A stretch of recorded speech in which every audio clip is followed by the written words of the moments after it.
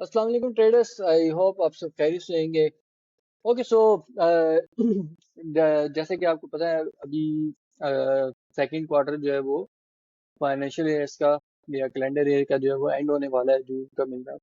And month and भी है। तो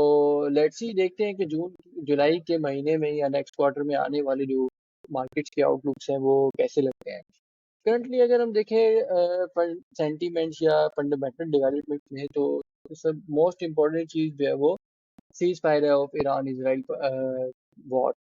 ओके एंड उसके बाद जो है वो हमें गजा में भी सिचुएशन जो है वो कुछ कूल ऑफ होती हुई दिख रही है गोइंग फॉरवर्ड। अब जो मोस्ट इम्पोर्टेंट चीज़ है before entering into the third quarter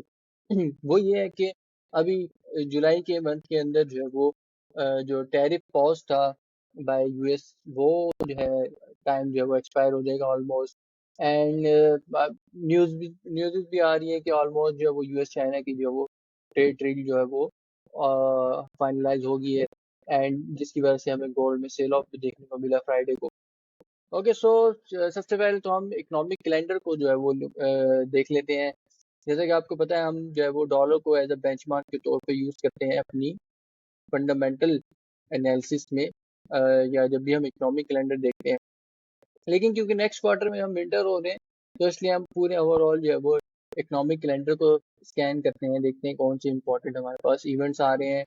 and उन इवेंट्स में हम कहाँ पे ट्रेड अपॉर्चुनिटी अपने लिए बना सकते हैं। ओके सो मंडे वाले दिन चाइना का मैन्युफैक्चरिंग पीएमआई डेटा है स्पेशली काफ़ी इंटरेस्टिंग डेटा हो सकता है फॉर कमोडिटीज स्पेशली ऑयल के लिए। ऑयल जो है वो काफ़ी ज़्यादा गिरा है। अगर तो मैन्युफैक्चरिंग के नंबर जो है वो चाइना के अच्छे आते हैं तो ऑयल की प्राइसेस में रिबाउंड देखने को मिल सकता है। ठीक है एंड इसके अलावा हमारे पास यूके का करंट अकाउंट का डेटा है, फाइनल जीडीपी का डेटा है। अच्छा अब ये जो फाइनल जीडीपी का डेटा ये लैगिंग डेटा है, ठीक है, तो मे भी इसका इतना इम्पैक्ट मार्केट पे ना हो। इसमें जर्मन प्राइमरी सीपीआई का डेटा है, इसका भी इम्पैक्ट जो मार्केट में नहीं देखने को मिलेगा। अच्छा इसके बाद हमारे पास मंडे वाले दिन मोस्ट इम्पोर्टेंट जो चीज़ है वो है जो ईसीबी के प्रेसिडेंट है क्रिस्टियन लैगार्ड, उनकी स्पीच। तो इस स्पीच में हमने देखना है कि वेदर के जो यूरोप का इन्फ्लेशन को लेके जो पॉइंट है वो कैसा है क्या गोइंग फॉरवर्ड, स्पेशली आफ्टर ये जो चाइना और यूएस की जो ट्रेड टैरिफ्स की सेटलमेंट की न्यूज़ आ रही है इसके बाद।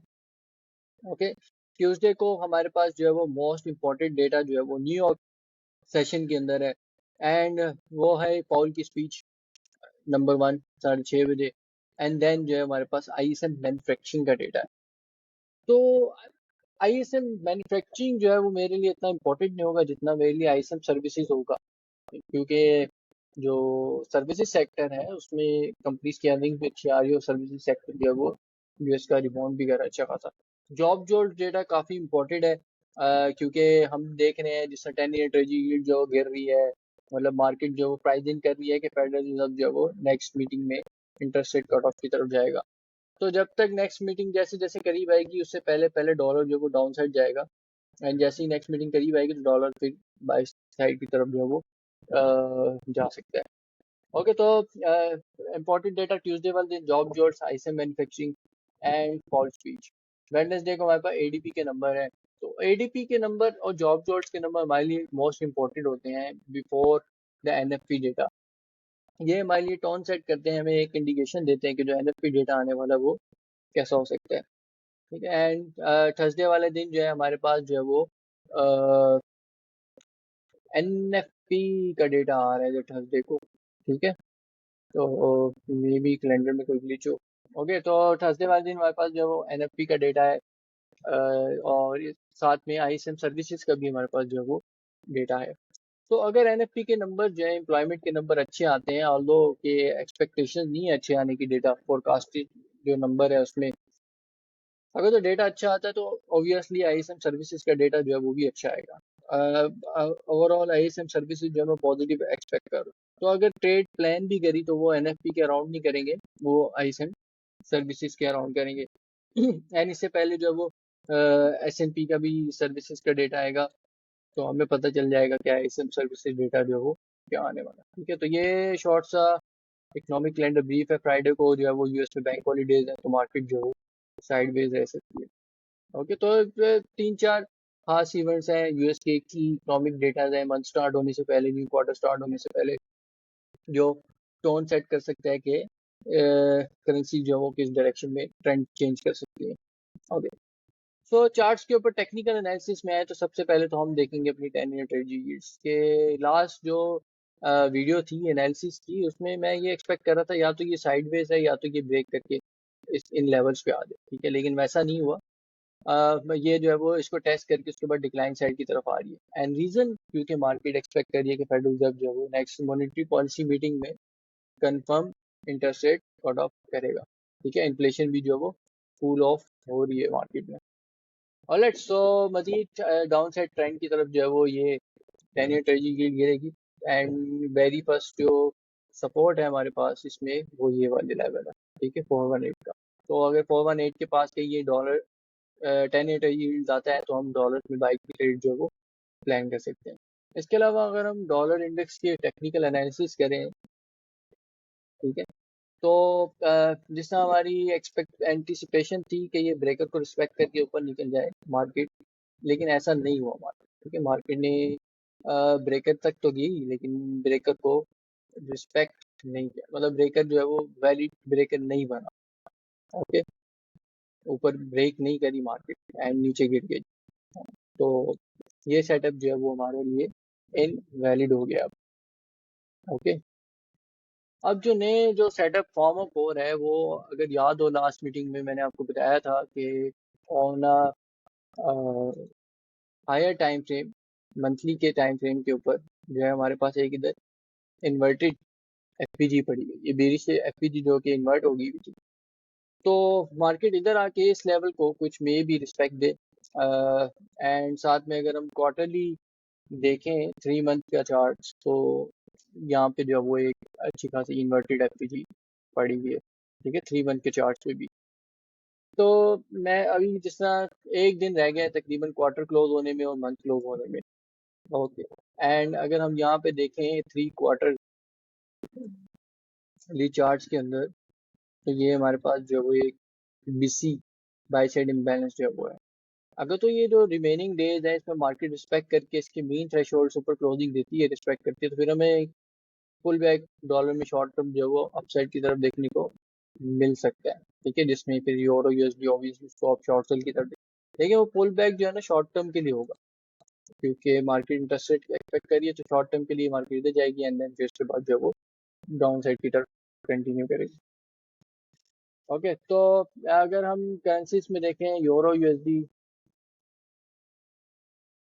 तो यूरो यूएसडी में भी सेम ही है, like chart in dollar index. Okay, की लेवल्स पे आया हुआ है, क्वार्टर एंड क्लोजिंग है हमारे पास, तो ये एक काइंड ऑफ रिजेक्शन ब्लॉक यहाँ पे बना हुआ है, ये अगर इसको मार्केट रिस्पेक्ट करे, ऑल्दो यूरो के जो फंडामेंटल्स हैं दे आर वेरी हॉकिश। तो जो लास्ट हमारी वीडियो थी उसमें मैंने बोला था कि हम जो है वो यूरो में जो है वो बाय ट्रेड प्लान करेंगे इन केस अगर हमें फंडामेंटली कोई ट्रिगर मिले, ठीक है, ओवरऑल नहीं तो हम जो है वो सेल ही देखेंगे यूरो के अंदर, लेकिन वैसा नहीं हुआ ऑब्वियसली। एंड मार्केट ने क्या किया, मार्केट ने ये जो एक बाय साइड इम्बैलेंस था ये वाला, इसको रिस्पेक्ट करा एंड मार्केट जो वो अपसाइड निकलेगी वेरी बुलिश। ओके, अब ये जो बुलिश मूव थी इसमें काफी ज्यादा ट्रिगर्स थे, यूएस का इकोनॉमिक डेटा था, यूरो का था, फिर फंडामेंटल डेवलपमेंट जो चल रही थी वो भी थी। ओके, सो ये था, तो हम देखेंगे थोड़ा प्राइस एक्शन डेवलप हो नए मंथ स्टार्ट में, एंड उसके बाद जो अपनी ट्रेड्स को प्लान करें। एंड इसके साथ साथ अगर हम गोल्ड को देखें तो गोल्ड जिस तरह क्या हुआ गोल्ड में कि जो यहाँ पे हम देख रहे थे कंसिस्टेंटली गोल्ड जो था यहाँ पे रिजेक्शंस दे रहा था इस लेवल पे। ओके, ये वाले लेवल जो था 3 कंसिस्टेंटली रिजेक्शंस दी, एंड यही लग रहा थी एक्सपेक्टेशंस के मार्केट जो है वो इस by side imbalance sell side inefficiency जो है बीसी इसको रिस्पेक्ट कर रही है एंड ये अपसाइड निकल जाएगा गोल्ड, लेकिन ऐसा नहीं हुआ। Next day market gap down open ही क्योंकि डेवलपमेंट देखने को मिली ईरान इसराइल वॉर में, एंड उसके बाद जो है गोल्ड डाउन साइड आ एंड ये फ्राइडे वाले दिन गोल्ड गिरा कि ट्रम्प ने ट्वीट करा कि हमारी जो डील है with the tariffs on about trade deals on with the China कि जो टैरिफ पे जो बातचीत है वो ऑलमोस्ट जो है वो फाइनलाइज हो गई हुई है। अभी जो गोल्ड लगता है वो ये है कि गोल्ड जब ये सेल साइड लिक्विडिटी लेता है, ठीक है, तो ये सेल साइड लिक्विडिटी ले एंड यहाँ पे हम जो है वो शॉर्ट टर्म बाय की स्कैल्पिंग प्लान कर सकते हैं इनसाइड लंदन सेशन के मार्केट सेल साइड लिक्विडिटी ले एंड यू हमें दे, तो 50-100 पिप्स की जो है वो स्कैल्पिंग जो है वो बन सकती है, ठीक है। अगर मैं इसको थोड़ा और लोअर टाइम फ्रेम की तरफ आऊँ तो अगर तो मार्केट जो है वो सेल साइड लिक्विडिटी नहीं लेती और अपसाइड जाती है मतलब ओपनिंग होने के साथ, तो लंदन सेशन में ये जो सेल साइड इम्बैलेंस है या बेरिश एफवीजी है, ओके, तो हम इधर से फिर जो है वो सेल प्लान करेंगे इनसाइड लंदन सेशन या ट्यूसडे के वाले दिन वीक में एंड टारगेट करेंगे ये सेल साइड लिक्विडिटी। ओके, सो ये शॉर्ट सा ब्रीफ एक ओवरव्यू था फॉर द नेक्स्ट वीक। हम देखेंगे वीक को जो इम्पोर्टेंट डेटा आ रहा है उसको प्राइस एक्शन कैसे डेवलप होता है एंड साथ में सीओटी डेटा भी देख लें क्योंकि कॉन्ट्रैक्ट ऑब्वियसली क्लोजिंग हो रही होगी, रोल ओवर्स हो रहे होंगे कॉन्ट्रैक्ट और एक्सपायर भी हो रहे होंगे फ्यूचर कॉन्ट्रैक्ट्स, नया क्वार्टर शुरू हो रहा है तो ओके। सो सीओटी डेटा में जो है markets are very much hawkish in Nasdaq, ठीक है, and bearish in treasury yields and dollar में जो है वो मार्केट जो है वो अभी भी बेरिश है, ठीक है, स्ट्रांगली बेरिश नहीं है, न्यूट्रल टू बेरिश है। यूरो में मार्केट इज वेरी हॉकिश, तो आप यूरो को वीक करेंसीज के अगेंस्ट में बाय प्लान कर सकते हैं। तो रोल ओवर में कोई ऐसी नहीं आई, बड़ा पोजीशन चेंज नहीं आया, दैट्स मीन के मार्केट एक्सपेक्ट कर रही है मजीद अपसाइड यूरो में एंड जीबीपी में भी इट्स लाइक यूरो ही है एंड स्विस फ्रैंक जो है वो वीक होता हुआ दिख रहा है, जापानीज येन जो है वो स्ट्रॉन्ग होता हुआ दिख रहा है, तो आप जापानीज येन को भी बाय कर सकते हैं। इसके अलावा अगर हम क्रूड ऑयल देखें तो क्रूड ऑयल जो है वो काफ़ी इंटरेस्टिंग हुआ है, ठीक है। क्रूड ऑयल में जो स्पेकुलेटर्स हैं they are betting very heavy on a buy side, तो ऑयल के अंदर जो है वो ट्रेड अपॉर्चुनिटी जो है वो बन सकती है बाय साइड की तरफ, ठीक है। एंड गोल्ड को अगर हम देखें तो गोल्ड में भी बायर्स जो है वो अभी एग्रेसिव है एंड कमर्शियल्स जो है वो काफ़ी ज़्यादा शॉर्ट सेलर्स बैठे हुए मार्केट में, लेकिन बायर्स जो है उन्होंने अपनी पोजीशंस क्लोज करी है लास्ट रिसेंट सीओटी डेटा के अंदर। तो सीओटी डेटा को देखते हुए गोल्ड जो है उसमें रिबाउंड आ सकता है अपने की लेवल से, तो काफ़ी इसको क्लोजली देखेंगे एंड बाकी बिटकॉइन के फ्यूचर देखें तो बिटकॉइन न्यूट्रल है, कोई खास इसमें सिग्निफिकेंट चेंज नहीं है, ठीक है। तो ये जस्ट छोटा सा ओवरव्यू था, आई होप सो आपने एंजॉय करा होगा। चैनल पे आप नए हैं तो मेक श्योर करें चैनल को सब्सक्राइब कर लें, बेल आइकन को प्रेस कर लें ताकि नई आने वाली जितनी भी वीडियोस हैं उसको आप मिस ना करें। एंड मोस्ट इम्पॉर्टेंटली अभी मैं इस चैनल पे जो है वो अपनी नई स्ट्रेटेजी वीडियो डालूंगा ऑफ नैस्डैक, जिसको आप जॉब करते हैं 9 to 5, ठीक है, तब भी आप उसको ट्रेड कर सकते हैं जैसे आपने अपने दिन के 2 घंटे उसको देने। अपना बहुत ज़्यादा ख्याल रखिएगा।